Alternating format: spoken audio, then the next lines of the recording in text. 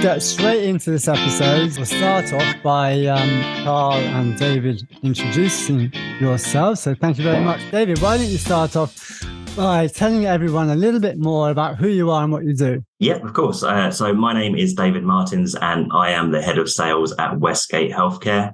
I've been in the industry now in sales or marketing function for around 8 years and enjoyed every moment of it. So since I moved in from my last industry, I've never looked back. But the things I love the most about this role is feeling a sense of responsibility around if somebody makes an inquiry, we're there to help them. So with a good marketing strategy, with a good PR strategy, with a good sales strategy, we can then make sure that we are helping the people that we need to help. Thank you. Great. And Carl? Good afternoon. My name's Carl. I'm the Associate Sales and Marketing Director for Boutique Care Homes. We actually do have 4 other homes on the way, Adam. So, not just the one. There's another 4 coming. So, stay tuned on that front. I've been in care since 2018, so 5 years now. So not as long as my esteemed colleague David in the industry, but truth be told, I learned a lot of what I know today from his good self. So, the sort of approach I come towards sort of sales and marketing within social care is that I believe that we should be social care influencers within our community, that we should be at the forefront of the conversation of what outstanding care looks like and really present that to the community through, being an active member and a present member in the markets that we serve. So it's a terribly exciting function and one part of the care sector that continues to innovate and come up with new ideas. So look forward to discussing some of that today. That's great. And we were talking at the top about what I was certainly mentioning, that care providers and people working in the sector like yourselves, for us to be able to share, as we're going to be doing today, and specifically you, happy to share about what you know, what you've learned, in order that other care providers can, and everyone working in the sector can think about, implement, and again, we were talking about this on the top of the show, on top of the podcast, we are all of us working in the care sector to ultimately care for and help our nation's senior citizens, the elderly, and it's a delight for me to have you both, Carl and David, here to happy to share your expertise, because not all providers are like that, and I for one value that, and I think we're all speaking from the same hymn sheet, so to speak, here. So that's wonderful. But let's get straight in. So, if you want to become a care home of choice, ultimately, I guess to make sure we're on the right here, because ultimately you want to generate interest and from families. And you are looking to really drill down on community engagement. Where do you start? Let's start with you, David. So for me, it's massive. I just think that we should always be the centre of the community. So we've got nothing to hide. We should show that we've got nothing to hide. But from my point of view, you start by looking outwards into your community and finding exactly what your community needs. You then look at the homes you've got on offer and what they can then offer back to that community. And it's just about marrying up what you can and can't do. So to give you some ideas, some homes will have empty units, empty suites. Like, for example, in the home I'm in today, we've got an empty cinema. So it was just today that I've had a meeting with the local voluntary services and the local carer support groups, and we've agreed to set up a young carers cinema club. And for me, there's nothing in that for us. We're not going to charge for that. It's just purely, we've got a space. Let's just use it because the community need it. So it's a young carers cinema club. So that's for what, young carers working for you, or is that community? No, so young carers out in the community, young carers looking after their mums and dads and things like that. So when we talk about our community stuff, there doesn't necessarily have to be a direct benefit to the home. For me, some providers out there will do events that are based on, the need they've got in the home. So if they've got nursing beds, they will do a nursing-led event. But whereas for me personally, it's all about that community, and where we say we find out what the community wants, we go out to the community and say, actually, we've got this service. is there anything you can do with this? We've got this space. Is there anything you can do with this? And, there's a million different things that your community will need. And just off the top of my head, and I'm sure Carl will agree with this, things like dementia cafes, places where you can have dementia-friendly walks, places where you can look at, certain homes set up deaf cafes, and it's all about, having that conversation around death and helping cope with grief. But none of those are a benefit to the home as such, but they are a benefit to the community. Right. What do you have,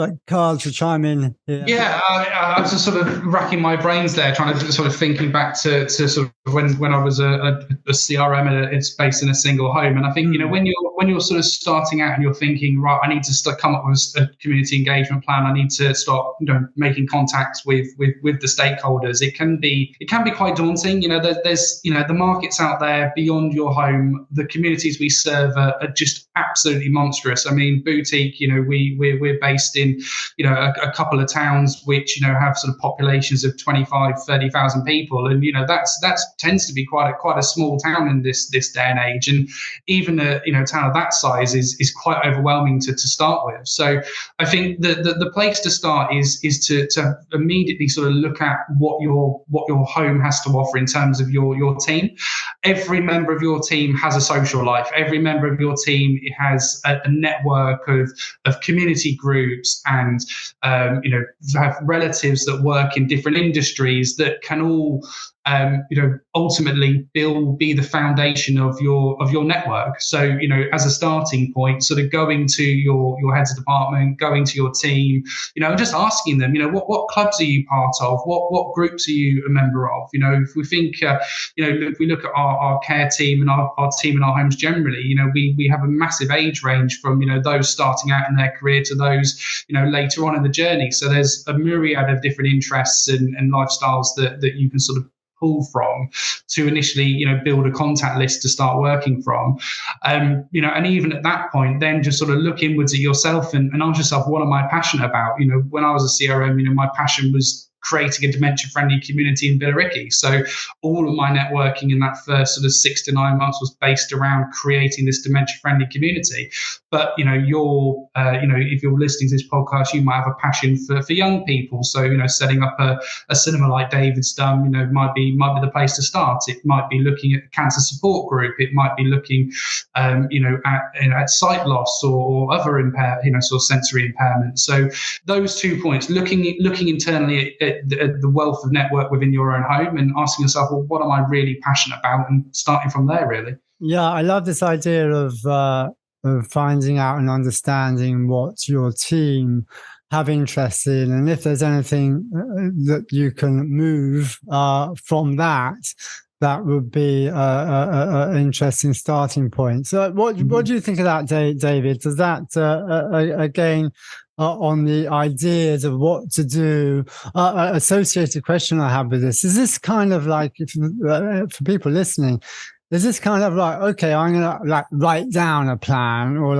is this something that's just in their heads, or are they going to, do half a page of A4 of a plan? How does it, how do you recommend providers go about this? So for me, it's always going to be about the planning. And you can easily plan events up to 6 months in advance. And when Cole says about looking inwardly to your own home, I completely agree with him. There's going to be people in your own home that are experts in something, whether that's nursing, end of life care, palliative care, hospice care, and there will be something that you will be able to talk about with people in your community, and there's people that you can lean on in your home to be able to do that as well. But going back to your question in terms of planning, for me, it would all be about looking ahead. So we know, for example, in summer, it's a great time for summer fetes. We know in winter, obviously, it's a great time to plan for Christmas. And there's a lot of people that we have to consider in these events. So, we have to consider our residents. We have to consider our relatives. We have to consider the families involved in our homes. We have to consider the people out in the community and the stakeholders that we liaise with. And whilst there's always some great events that are always easy wins, like the summer fetes, like the Christmas stuff.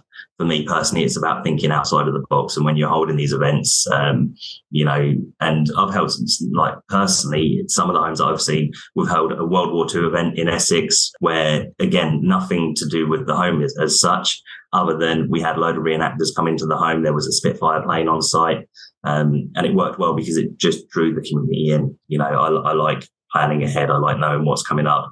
And some of these people in your community that will run these events, they need time to plan it as well. And they need time to know exactly what's going on. And you need time to promote it as well. You're great. I don't know where you stand on this, but I'm very much of the idea of like, just do it. Like if you have an idea, there's a degree of passion and you think it's going to be of value, just do it. And then you can improve and learn and develop it from there. Now, I don't know where that stands. I guess if you're organising, I guess probably what I'm coming to here is like, just do it first thing, because you can always plan, improve later on. Yeah, I'm just thinking of those who might be reticent about, this, and this, and the logistics of all this, and this. But like, they don't have to start off big. No. What do you think? Am I right? Yeah, I mean, if you know, I think, you know, like as I say, you know, you can get bogged down in, you know, coming up with like, you know, weekly strategies around, I'm going to see this many people this week and I'm going to focus on this stakeholder type and that. And it's good to have down, you know, if you're planning you know, your marketing plan for the quarter and you're thinking, right, you know, I've got 3 months, I want to focus, you know, my first month on healthcare professionals, I want to focus my next month on local businesses, and I want to focus my next month on community contacts. Doesn't mean that you ignore those other sectors or those other sections of the market as you go through. It's just, you know, your proactivity around sort of, you know, data mining for those contacts and, you know, going out, you know, physically to those locations might be a bit more tailored, but you still remain open to sort of making contact with those other parts of the community whilst you're naturally weaving your way through. But I think the point that you made, Adam, around sort of just doing it, there's always, you know, there's always another day, you know, there's always something else to do, there's always something else to plan, there's always, you know, a next bit of admin to do. But, you know, protecting some of your time each week, be a couple of hours just to get down the high street, do a high street walkabout, pop into the butchers, pop into the grocers, just to talk, just to introduce yourself, you know, goes a long way. You know, a great example of that is that, you know, my colleague James, who's our admissions manager up in Newmarket, we were heading out to go and see the local cricket club up in Newmarket, and we you know, we had it in our postcode. We were off, we're in the car, we're going there. We got there and we couldn't find this cricket club. It completely relocated and no one had any idea of where it was. So, you know, I guess you could be quite deflated at that moment and go, you know what, well, we tried, we'll go back to the home now. But on the way back, we saw a sign for the Newmarket Avenues Bowls Club, and we went, let's just pop in. Come on, let's just go, let's pop in. So we drove down it was by Tattershall's, the big sort of horse racing institution. We popped in and we just happened to bump into the club captain, who was sort of pruning the sort of field, the lawn, ready for the next season. And we just got chatting, and, you know, it was about, you know, his career in bowls and, you know, all of like, you know, what about the club. And it turned out that their values as a club matched our values as a home. And, you know, within a couple of weeks, we'd committed to sponsoring them for the next year. But we went a step further than that. So once we'd done this sponsorship, we put up our board, we could have gone, great, we got our sponsorship, we got our number up, we got our name up, job done. But actually, we were sat there thinking, well, what else could we do? We want to do something charitable this year. What else could we do? And James had this fantastic idea of doing a 24-hour bowls marathon. You know, I've never seen anything like this before, but out of nowhere, it was, let's do a 24-hour bowlathon. And then again, within a few weeks, the club are on board. We've got a GoFundMe page set up. We've got posters and flyers. We're down Newmarket High Street this week, giving out flyers, putting up posters in the local shops. And it's really catching the imagination of the community to come down over August Bank Holiday weekend and do 24 hours of bowls in the middle of the night. So, you know, it's just fun ideas like that just sometimes just, you know, explode and just sort of, you know, have legs and, you know, roll away, if you'll pardon the pun. No. Do you find, like, a lot of people are scared to do this, right? But it's interestingly, because when I ever do this stuff, like you say, Carl, nobody says no.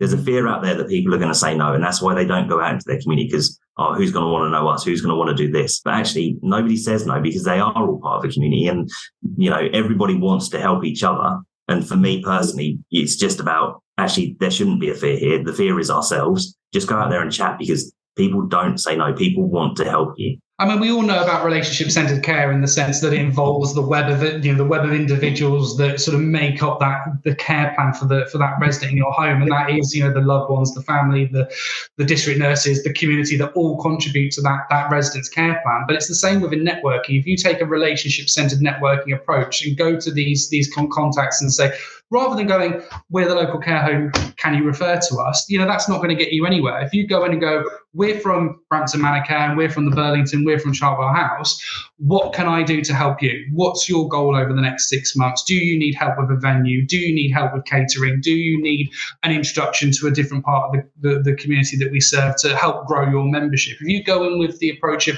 how can I help you, then ultimately that solidifies that relationship, builds that relationship, and that later down the line, you might get a referral. So, it all sort of, comes back on itself eventually. Do good and good will come back. Yeah. That resonates. And and just by going out and people knowing and speaking and literally talking with you for a care home or a representative of a care home that they may never have done, they probably would never not necessarily known about you, but now they know about you. And you say it comes, I guess, to becoming a social care influencer that we were talking about before we got on. I think that's really powerful to hear. And just a thought that I have on this is that when we help care providers, get noticed and speak to people who, even if it's via e-shots, people who have not previously known about the home, that people really do like to know about what's going on in their local care home. I just think that's a foundation. People just do like to know. They just find it interesting. The local care home is looking after our elderly people in our area. And it's automatically like a point of interest. I think that's what I find. It might not always be like that, but certainly what I find. Adam, one thing I would say is it's all about us changing that perception, because you're right. People want to know about a care home. They want to know that people are doing good, but the perception is still very antiquated when it comes to looking for a care home. And even right down the line of, people don't look for care unless it's an absolute necessity. And so for me, it's about us going, okay, so we know this is a different journey, so you can come to us and you can talk to us because we'll help you on that care journey. So when we talk about helping our community, people don't go through this process every day. Some people will never go through this process. But for me, it's just about being able to signpost people. And when you get your community database big enough and enough people will naturally migrate to you, because you then get to turn around and say, well, actually, have you tried this, or have you tried this, or, have you been to this dementia support group, or have you been to this, like nursing support group, or whatever it is that people need. But you almost naturally, if you do it properly and you do it consistently, people come to you because they know that you can signpost them in the right direction to help on anything, not just looking for a care home. But you sort of hit the nail on the head there, David. That word consistency. Consistency is key. We know, of, the stories of, the networking approaches. We'll go down, we'll drop a brochure off, we'll leave our business card, we'll go away and we'll never hear from you again. That's not going to cut it. You need to sort of, going back to what you said, you need to understand where the gaps are in the local community in terms of support. We don't really talk about hugely much about COVID anymore, but it wasn't too long ago. So a lot of these support groups, a lot of these community groups, were deeply affected. They've lost membership, they've lost venues, they're struggling to get back off the ground, and we are, in the centre of our communities and can provide a venue at the very least to some of these groups. Over in Chartwell House down in Kent, we support every other month. We host the Sight Loss Club, the lunch club that they do. So that pre-COVID and pre-meeting us, they were going out and having a lunch club every month out in a different restaurant in the community, which is obviously great for supporting local businesses, but wasn't necessarily sustainable for that group because obviously the cost implications. So we've been able to say to them, look, come and host it with us once a month. We are a 5-star care home. We're a luxury environment. We provide exceptional standards of dining. So come in and be part of that. They don't necessarily get it for free. They pay for their meals, and then that gets reinvested back into the activities for the residents. So your stakeholder engagement not only benefits that particular group who needs a venue, but it also benefits the residents because you're reinvesting that money into activities or reinvesting it into new events. But it doesn't necessarily have to be anything big. A lot of care providers are doing your blue light breakfast clubs and your coffee mornings, and it can be sort of seen to go, oh yeah, it's another coffee morning. But if your community needs it, then it's gonna take off. But you've got to be consistent at it. I think we both had experiences, David, of trying to launch a blue light breakfast club, and it can take 6 to 9 months for it to get off the ground before anyone really understands that it's a regular thing. So just having that perseverance, having that consistency, looking at running events that touch different points of the market, then you get that holistic, well-rounded engagement plan. Yeah, going back to that point of it's what your community need. So we did this in Bishop's Cleeve. A care home manager, a friend of mine, Stacey, she tried a blue light breakfast and it didn't work. But what she then did was go, hang on a minute, my care home is in the middle of a housing estate and we've got hundreds of builders here. So she changed it to a builders breakfast club. And then she ended up asking builders to come along, because then when you think about networking, these builders in their spare time, 9 times out of 10 go into the elderly care homes and do private jobs, and when we talk about our community engagement, people don't need to walk away going, oh my God, it's the best thing ever, let's recommend this home. All they need to do is walk away going, they were really nice there, because that's the biggest recommendation you can get. Oh yeah, they were really nice, because then they know that you're friendly and they know that they can approach you and they know there's trust. Yeah.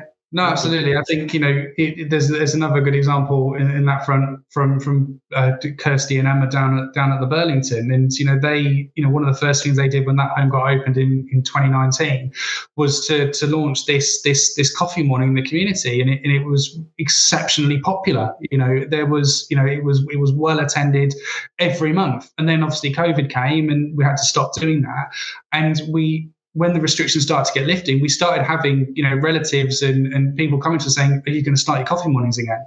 And we relaunched it back in February as Coffee Connections. So a refocus on supporting people in the community who might have become socially isolated.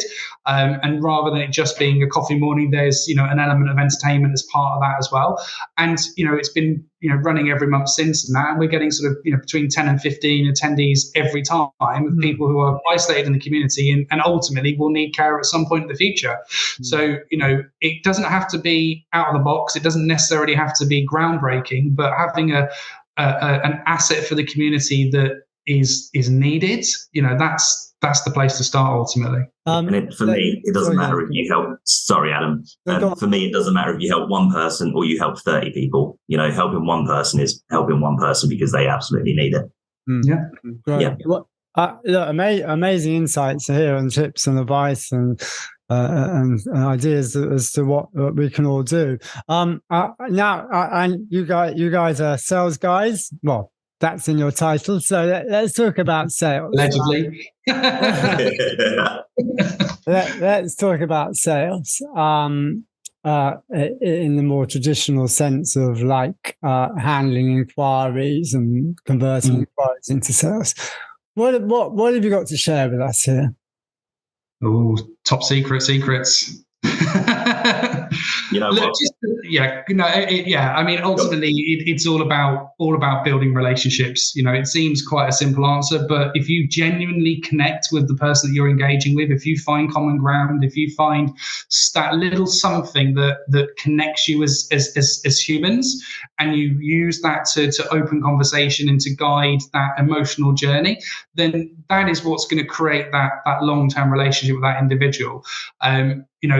Finding a care home for a loved one, whether you need care in a week, in a month, in 6 months, in a year, is an inherently exceptionally emotional and such a hard journey that, how can any of us possibly imagine what that's like, for that individual going through that moment? But if you can connect with that person, that's all you need to start that journey ultimately. What about you, David? For me, it's very much about just get the basics right. If somebody's inquiring to your care home, it's because they genuinely need help. whether that's now or like Cole says, 6 months down the line. And when we talk about getting the basics right, it's okay to pick the phone up and say, actually, how can we help? Do you want to come and have a look around? If somebody's asking you for a brochure, send the brochure out. If they want it in the post. So we've got facts that show now that when people ask for a brochure in the post, 90% of care providers don't do it. So if you want to get ahead of your competition, just send the brochure out, make the phone call, get the basics right. Because if you can't get the inquiry right, you're not going to be trusted with care. Follow up. Follow up. Yeah. Don't be scared to follow up. Absolutely right. I don't, I was talking to one of the guys about this earlier this week, actually, but never underestimate like the power of something simple like a text message. We all lead busy lives. Agree, 100%. Yeah, we all lead exceptionally busy lives. We're all working today. And the sort of sons and daughters of the individuals looking for care. Everyone's working later in life now, aren't they? So often have jobs themselves. And the phone goes during the day, and you go, I'll deal with that later. But actually, if a text message comes through from David saying, oh, hey Carl, it's David, just checking in, is everything okay? That goes a long way. And just that simple, yeah, everything's great, David. Thanks for checking in. That shows that person cares. Or it might be oh crumbs, I've literally just been thinking about that, David, we need to speak. Mum had a fall last night. It could just be a little back and forth. So something as simple as a text message can be very powerful. And none of this needs to be pushy. This is not something pushy because we're here to help people. So yeah, absolutely right. A text message. And when we say do the follow-up call, a follow-up call isn't when are you moving in? A follow-up call is actually, I'm just calling to see how everything is. How are you doing? How's mum doing? What's going on? Can we do anything to help you further? And it's always just that question, isn't it? It is. I mean, ultimately, it doesn't really, it doesn't matter what role you are within a care setting. We're all carers ultimately. And, the way I like to sort of think of the CRM, CLM, admission manager, whatever your title is, in our roles, we are carers, and basically the caring starts before the care starts. So, think of it in that way, we're all just looking out for one another at the end of the day, aren't we? We just want to help. Yeah, just be responsive. If somebody wants an assessment, book the assessment in. If somebody wants to move in, let them move in. Don't put barriers in the way of, actually, we can only do it a week on Friday. People need help now. Those delays are going to cost you, not anybody else. They're going to cost that resident and yourself. Yeah. I my own thoughts on this. So a number of care providers we're helping at the moment, we have the Google pay-per-click, and that comes to a live chat as an option. And also all calls are recorded. So GDPR comes into it, it all covers the data privacy, etc. But when you start a number of learnings here, when you start to listen to calls that comes into a care home and how they are handled, the amount of information you can learn. A, what calls are missed.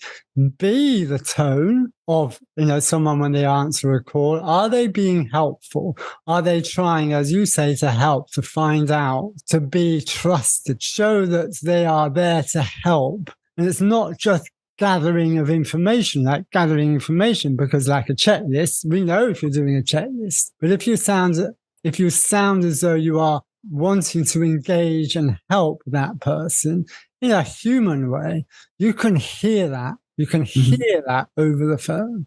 You can tell the difference. And how care providers and care homes do it differently is remarkable. And, just by listening, you can tell that's a good call. That's a not so good call. That's a bad call. I would never visit care based on that call, but 100% I would on that one. These are the kind of things that you can tell what resonate with what we're saying. And also, just a final point on the live chat. Again, we're doing this number. A lot of inquiries we are finding right now, a significant amount are actually coming through live chat if you have your live chat correctly. And then that gives you, come to your point, David, mobile phone numbers, emails, an outline of their admission-related inquiry, and it gives you so much information to then call them back with. But using the power, you say, of text, because they might not answer the phone, but leaving them the power of how that voice message is, and about following up with a text after that voice message. All these kind of little maneuvers come in. Yeah, I mean, I think something you said there, Adam, was around the way that we're speaking on the phone. If we're talking here on on Zoom, I can hear you, I can see you, I can see your body languages, your gestures. It's all part of communication. But when you're on the phone, it's an inherently intimate form of communication because you're right in someone's ear. So every tone, every inflection, every nuance of your voice can be interpreted in the right way and in the wrong way sometimes. So we've got to be very, aware of the way that we're speaking on the telephone. But at the end of the day, going back to what David said, it doesn't matter how well your customer service is, how excellently you answer the question, how brilliantly you match your care home's needs to, your care home services to the needs of the individual. Unless you follow up, unless you go and ask for when's the next point I can contact you, when can I follow up on this, shall I give you a call in a couple of days, when would you like to book a visit, unless you're closing that conversation off and closing off that interaction with an advance, you're not going to progress that sale forward. So, it's the balance of making sure that you are heavily relationship focused, but you've got, as you say, that savvy and that nous to advance it to the next sale in a way that doesn't seem pushy. If that makes sense. Yeah, perfect. Great. Look, this is, I would actually, this is a pet subject of mine, literally the follow-up, the actual engagement, and we should do another podcast about this. Can we have another half an hour? Or? Yeah. Well, I would like to right now, but literally I've got to jump on a call in probably about 10 minutes, so I'll make sure we get everything covered. But before we finish, is there anything that we've not covered up to now that you just want to make sure that you mention? Mine is simply just do what you say you're going to do. If you make a promise to somebody about something, then just make sure you do it. Don't overpromise. Don't overhype things up. We're dealing with people. We're not dealing with products. So just get it right first time. Right. What about you, Carl? I fully agree with David on that point. Just be your authentic self. Be your authentic self. Be curious. Be inquisitive. Look for the next opportunity and be proactive. Don't wait for the phone to ring. Go out there and make it happen. Right. Perfect. Carl, David, thank you so much for being guests on this Care Home PR Marketing podcast. And for those listening, make sure you share this with your colleagues. This has been a gem of an episode. And thank you very much again to David and Carl. Thank you very much, Adam. Yeah, thank you.